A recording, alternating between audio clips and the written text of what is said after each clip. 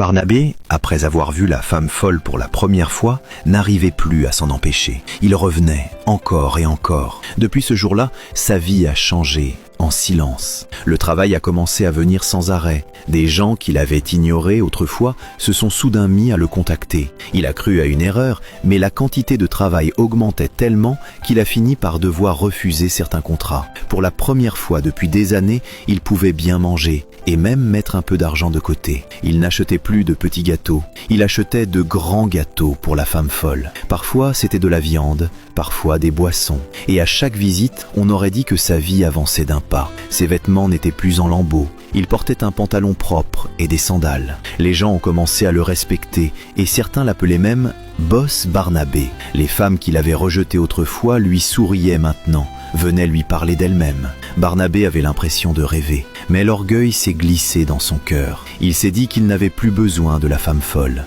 Il avait de l'argent, il pouvait profiter de la vie. Il a arrêté d'aller la voir. À la place, il traînait avec de jolies filles. Il dépensait, il buvait, il profitait de tout ce qu'il avait envie de profiter. Il a commencé à faire des plans pour investir sa fortune. Quelques semaines plus tard, tout s'est effondré. Barnabé est tombé malade et tout l'argent qu'il avait économisé est parti dans les soins. Son portefeuille s'est vidé, le travail s'est arrêté, les femmes ont disparu.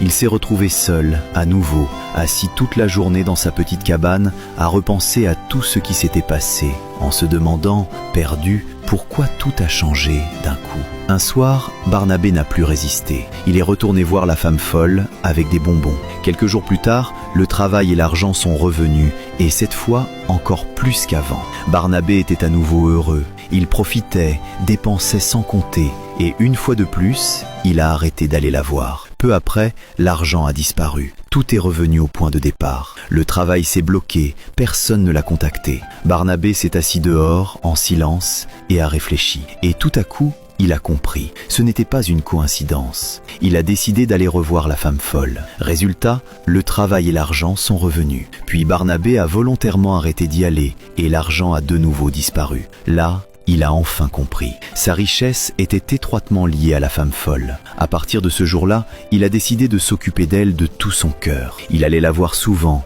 il lui apportait des cadeaux, il passait du temps avec elle. Et bientôt, l'argent a commencé à rentrer comme une pluie. Tout est devenu facile.